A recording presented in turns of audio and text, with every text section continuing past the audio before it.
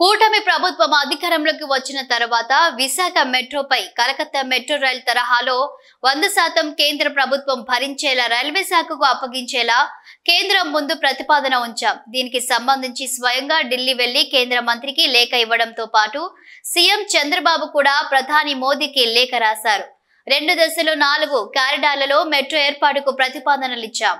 మొదటి దశలో 46.23 కిలోమీటర్ల మేర 3 కారిడార్లలో నిర్మాణం చేస్తాం. మొదటి కారిడార్ ను స్టీల్ ప్లాంట్ నుంచి కొమ్మాది జంక్షన్ వరకు, 34.4 కిలోమీటర్ల మేర రెండో కారిడార్ లో గురుద్వారా నుంచి ఓల్డ్ పోస్ట్ ఆఫీస్ వరకు, 5.07 కిలోమీటర్ల మేర మూడో కారిడార్ లో తాటిచెట్లపాలెం నుంచి చిన్న వాల్తేరు వరకు, 6.75 కిలోమీటర్ల మేర ప్రాజెక్టు నిర్మాణం చేపట్టేలా ప్రతిపాదనలు సిద్ధం చేశాం. మొత్తంగా 46.23 కిలోమీటర్ల మేర 42 స్టేషన్లతో నిర్మించే ప్రాజెక్టుకు 11,498 కోట్లు ఖర్చవుతుందని అంచనా వేశాం. వచ్చిన తర్వాత ఎన్డీఏ ప్రభుత్వం 11/8/2024లో 2 ఫేజుల్లో ఈ యొక్క ప్రాజెక్టు కంప్లీట్ చేస్తామని, ఫేజ్ 1 46.23 కిలోమీటర్లు, ఫేజ్ 2 30.67 కిలోమీటర్లు, అది కూడా కలకటా మోడల్లో. కలకటాలో 100% యాక్చువల్గా గవర్నమెంట్ ఆఫ్ ఇండియా రైల్వే వాళ్ళు ఆ ప్రాజెక్ట్ టేకప్ చేశారు. ఆ మోడల్లో చేస్తారు నిర్ణయించడం. దానికి సంబంధించి నేను పోయి యాక్చువల్ కన్సర్న్ మంత్రి గారికి యాక్చువల్ రిప్రజెంటేషన్ ఇవ్వడం జరిగింది. ముఖ్యమంత్రి గారు కూడా ఒక 15 రోజుల క్రితం ప్రైమ్ మినిస్టర్ గారికి లెటర్ రాశారు అధ్యక్ష. ఇందులో ఫేజ్ 1లో కారిడార్ 1 స్టీల్ ప్లాంట్ నుంచి కొమ్మాడి వరకు 34.4 కిలోమీటర్లు, 29 స్టేషన్స్. కారిడార్ 2 గురుద్వారా నుంచి ఓల్డ్ పోస్ట్ ఆఫీస్ వరకు 5.07 కిలోమీటర్లు, అది 6 స్టేషన్స్.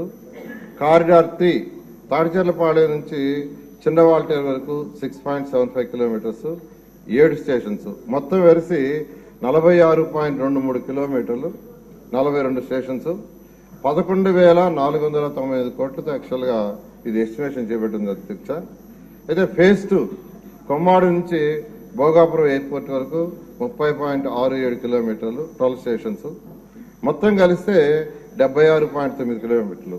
అయితే ఫస్ట్ ఫేజ్ యాక్చువల్గా చేసి తర్వాత సెకండ్ ఫేజ్ పోతామని, ఎందుకంటే ఇండియాలో ఎక్కడ చేసినా వాళ్ళు ఫేజ్ 1 ఫేజ్ 2 లెక్కన చేశారు. అవన్నీ కూడా స్టడీ చేశాము. దాని మీద ఫేజ్ 1 యాక్చువల్గా శాంక్షన్ చేయమని కేంద్ర ప్రభుత్వాన్ని అడగటం జరిగింది అధ్యక్ష. ఇక్కడ రీసెంట్గా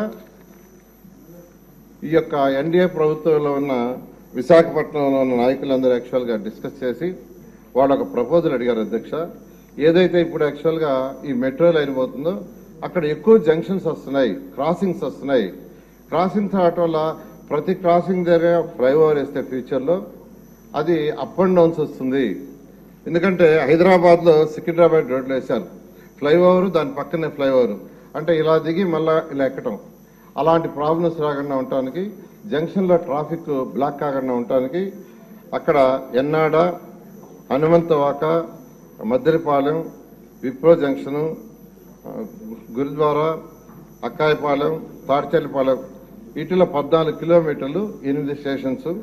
అదేవిధంగా గాజువాక స్టీల్ ప్లాంట్ ఈ 2 జంక్షన్స్ దగ్గర 4.7 కిలోమీటర్లు, 2 ఫ్లైఓవర్లు, 2 లెవెల్ మెట్రో. 2 లెవెల్ మెట్రో అంటే ఫస్ట్ లెవెల్లో 4 లైన్ రోడ్డు ఉంటుంది, 8 మీటర్స్ హైట్. సెకండ్ లెవెల్లో మళ్ళా అనదర్ 8 మీటర్స్ మెట్రో ఉంటుంది. దానికి యాక్చువల్గా వాళ్ళు ఇవ్వటం జరిగింది. ముఖ్యమంత్రి గారు విశాఖపట్నంలో రివ్యూ చేసినప్పుడు కూడా అక్కడ ఉన్న ఎమ్మెల్యేలు, ఎంపీలు చెప్పడం జరిగింది. దాని మీద యాక్చువల్గా ఇమీడియట్గా ఎస్టిమేషన్ చేయమని అధికారులకు ఇచ్చాం. వాళ్ళు యాక్చువల్గా దాని మీద డిపిఆర్ యాక్చువల్గా అంటే మామూలుగా అయితే మెట్రో అయ్యేదానికంటే ఇది చేయటం వల్ల మరొక 180 కోట్లు కిలోమీటర్కి ఎక్కువ అవుతుంది, చేయమని యాక్చువల్గా ఇచ్చాము. అది 4 నెలల్లో ఫీజిబుల్ రిపోర్ట్ వస్తుంది అధ్యక్ష.